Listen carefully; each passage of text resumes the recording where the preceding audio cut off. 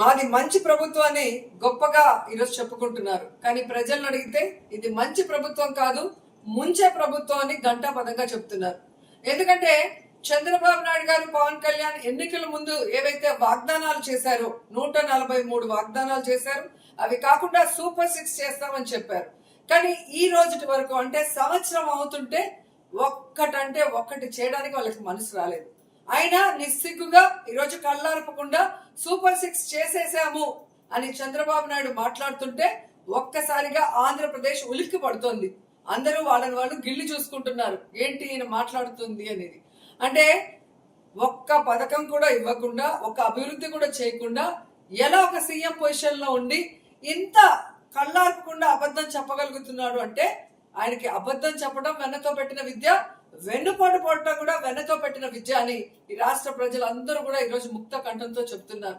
ఎంత సిగ్గుచేటంటే ఈరోజు వాళ్ళు ఇస్తామన్న నిరుద్యోగులకి ఉద్యోగం ఇవ్వలేదు, నిరుద్యోగ వృత్తి ఇవ్వలేదు, మహిళలకు ఇవ్వాల్సిన 50 ఏళ్లకే పెన్షన్ లేదు, అలాగే వాళ్ళకి ఫ్రీ బస్ లేదు, అమ్మఒడి లేదు, చేయూత లేదు, ఈరోజు విద్యా దీవెన లేదు, వసతి దీవెన లేదు, ఫీజు రియంబర్స్మెంట్ లేదు. ఇలా చెప్పుకుంటూ పోతే ఒక సెంటు భూమి కానీ ఒక ఇల్లు కూడా ఇవ్వలేదు. కానీ ఈరోజు వాళ్ళు చెప్పేది చూస్తే ఆహా మా సుపరిపాలన అంటారు. ఇది సుపరిపాలన కాదు, సూపర్ 6 ని యగనామం పెట్టిన పాలన, శుద్ధ దండగ పాలన అని ఈరోజు అందరూ అంటున్నారు. అండ్ మీరు ఒక్కసారి చూస్తే జగన్మోహన్ రెడ్డి గారి పొదలి ప్రోగ్రాం తర్వాత తెలుగుదేశం, జనసేన కూటమి ప్రభుత్వ గుండెల్లో రైళ్లు పరిగెట్టి రాత్రికి రాత్రే ఏ విధంగా జీవో ఇచ్చారు అమ్మఒడికి మీరు చూశారు. అమ్మఒడి నాన్నకు బుడ్డి అని ఎగతాళి చేసిన లోకేష్ గారు ఈరోజు ఎందుకు మరి సడన్ గా ఎటువంటి లిస్టు ఏర్పాటు చేయకుండా హడావిడిగా ఎందుకు జీవో ఇచ్చారు అంటే మీకు అర్థమైంది. 4వ తేదీ చేసిన వెన్నుపోటు దినం, ఆ తర్వాత పొదిలిలో జగన్మోహన్ రెడ్డి గారి ప్రోగ్రాం తర్వాత మీకు బ్యాడ్ టైం స్టార్ట్ అయిందన్న విషయం మీకు అర్థమైంది. కాబట్టి ఒక్కటైనా ఒకటి ఇవ్వాలన్న ఆలోచనతో హడావిడిగా అర్ధరాత్రి జీవోలు రిలీజ్ చేశారు. దాంట్లో ఏమైందయ్యా, 87 లక్షల మంది తల్లులకి అమ్మఒడి పడాలని ఉంటే ఈరోజు దాదాపుగా 30 లక్షల మందికి పైగా కోత పెట్టి 54 లక్షల మందికి ఇస్తున్నామని చెప్పారు. ఇది మీకే సరిపోతుందా? మీరేం చెప్పారు ఎన్నికల్లో?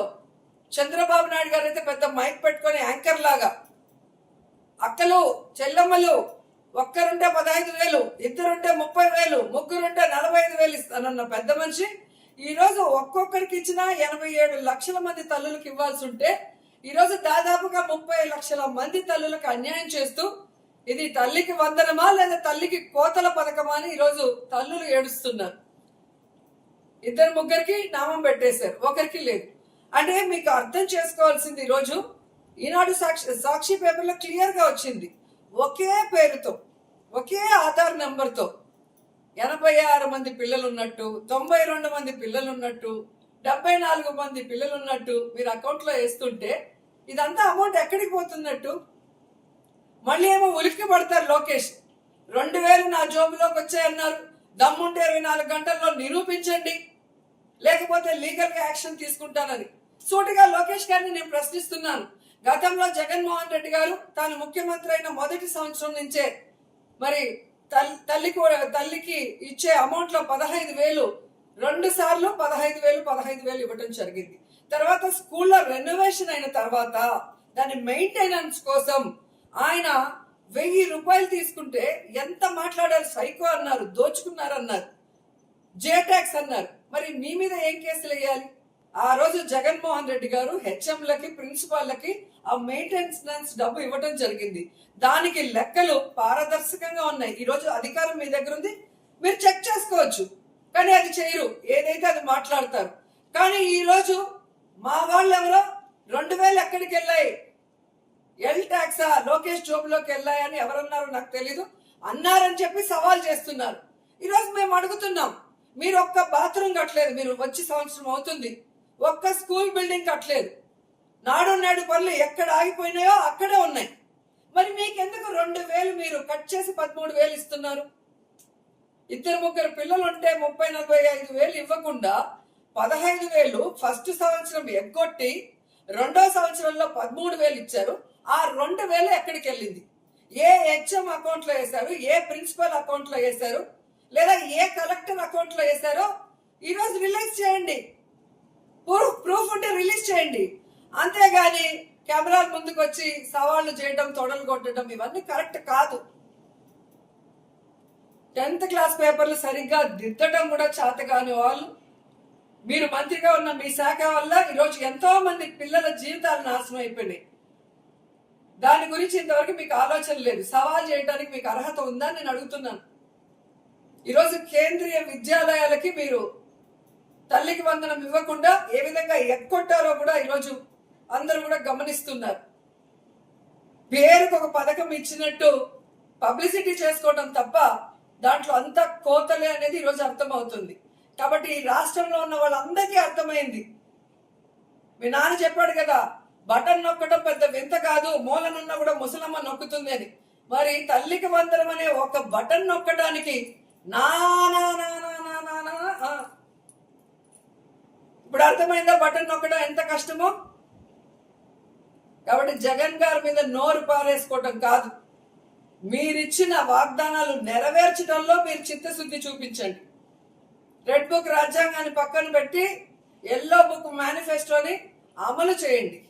రాష్ట్రంలో ఎంతమంది పేద తల్లులు ఉన్నారో, ఇంట్లో ఎంతమంది పిల్లలు చదువుతుంటే మీరు ప్రమాణం చేసినట్టుగా అందరికీ కూడా తల్లికి వందనం ఇవ్వాల్సిందే. అలా కాకుండా ఇలా కోతలు పెట్టుకుంటూ పోతే ఊరుకునే పరిస్థితి లేదు. ఖచ్చితంగా దాంతో పాటు ఈరోజు మీరు ఏదైతే డ్రగ్స్, గంజాయి, మందు విచ్చలవిడిగా ప్రజలకు అందుబాటులో తీసుకొచ్చి వాళ్ళ జీవితాలు నాశనం చేస్తూ మీరు కమిషన్లు కొట్టేస్తున్నారో, అలాగే ఆడవాళ్ళ మీద అఘాయిత్యాలు జరుగుతున్న, అరాచకాలు జరుగుతున్న పట్టించుకోకుండా లా అండ్ ఆర్డర్ ని కేవలం వైఎస్ఆర్ కాంగ్రెస్ పార్టీ మీద, సింపథైజర్స్ మీద మీరు పెట్టే తప్పుడు కేసులు, ఇవన్నిటికీ కూడా మీరు జవాబు చెప్పే కాలం తొందరలో ఉందని కూడా సందర్భంగా తెలియజేసుకుంటూ, మీరు చేసిన అరాచకాలు, మోసాలు, అవినీతి అంతా కూడా బుక్కుగా వేయడం జరిగింది. ఈ రోజు నుంచి ప్రతిరోజు మీరు చేసేటివి ఇలా వేలకు వేలు ప్రింట్ చేస్తాం. ప్రతి ఒక్క ఓటర్ ఇంటికి ఆ బుక్ వెళ్ళి మీరు చేసిన అవినీతిని, మోసాల్ని అన్ని కూడా ఎండగడుతూ రాబోయే కాలంలో మీ మెడలు వంచి మీరు చేసిన తప్పులకి మీకు శిక్ష పడేలా కూడా చేస్తామని హెచ్చరిస్తున్నాం.